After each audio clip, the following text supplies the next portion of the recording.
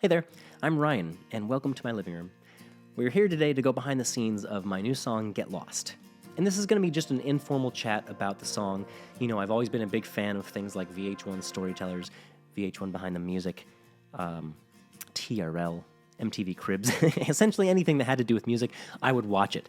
So I've always wanted the opportunity to do it for my own music, so here we are. And I hope you'll get something out of this as well.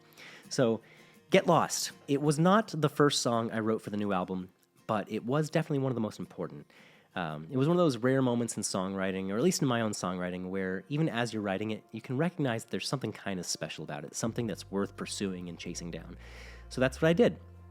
And it was the song that kind of gave me the confidence at that moment in time that I was on a trajectory with my writing that was worth recording, worth finally putting down to tape. I had been writing a lot of songs on my own for the last several years, but nothing really ever officially got recorded outside of just some bedroom demos. So Get Lost was the one where I said, okay, I've got something here, and I'm going to contact a producer, and I had one in mind. His name was Alex Deason.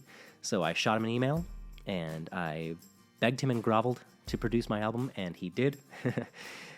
So that was kind of the genesis of the album, how it got going. Get Lost was really, really responsible for that. This was in March of 2022 when I wrote Get Lost. So I think I had written two others before Get Lost that actually ended up on the album. A few fun facts about the song was, one, I did not write it on any of my main guitars that I've been playing for the last several years at that point. I actually dipped way back into my collection, and I went and grabbed this here Martin guitar. And this had been collecting dust in the corner of my studio for a good decade. But it is a very sentimental guitar, nonetheless. This was given to me by my wife prior to her being my wife, so this would have been 2009, 2010. And it was a Christmas gift, but it just, fell out of favor after a while, as sometimes happens. As a songwriter, sometimes you just need new inspiration. That's why you go and blow money on new guitars, and each one feels different, sounds different, and that's the fun of it.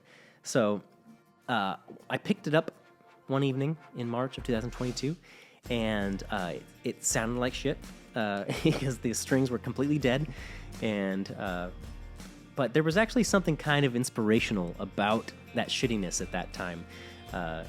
That as I strummed the strings, it just started bringing some emotions out. So I figured I was already on a good track with trying something new, even though it was old. So I thought I'd throw another variable into the mix. So I decided to try a new tuning. And this was the first time in a while that I had tried a new guitar tuning. For the last several years, I'd just pretty much been doing standard tuning, half step down. I hadn't tried a different tuning since I was doing drop D in some of my rock bands when I had to do some, chugga stuff. But I decided to try a new tuning and just figure it out. So I went with something that I learned from an artist named Rustin Kelly. He uses something called angel tuning. Now, I'm not sure if that's the clinical title, but that's what he calls it, so that's what I'll continue to call it. But the strings are tuned to C, G, D, G, G, D. And there's something very magical about that tuning. Oops, as I slam it on the chair. Yeah, twice. Something kind of magical about that, because we actually don't have to try very hard to make some pretty beautiful noises. You can strum all 6 strings without even touching the neck, and it sounds pretty nice as it is. So this was a tuning I had never tried before. It was definitely the strangest and most alien to me. I had no idea what the strings were doing or where my fingers were supposed to go to create chords. So I really just messed around until I started making some noises that sounded good and found some patterns and some things I could place some places I could place my fingers that made chord-like sounds. So this is a whole new experience for me. So, this didn't happen overnight. This was a few nights in March of 2022. But once I finally figured out how to play the guitar all over again, the first chords of Get Lost started coming together.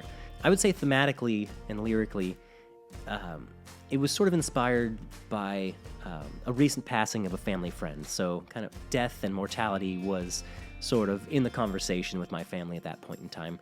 So the themes and ideas of being lost at sea and directionless and just thinking about my own mortality and that of the people I love was kind of what started bringing the lyrics together. And even with that, it obviously is a melancholy song.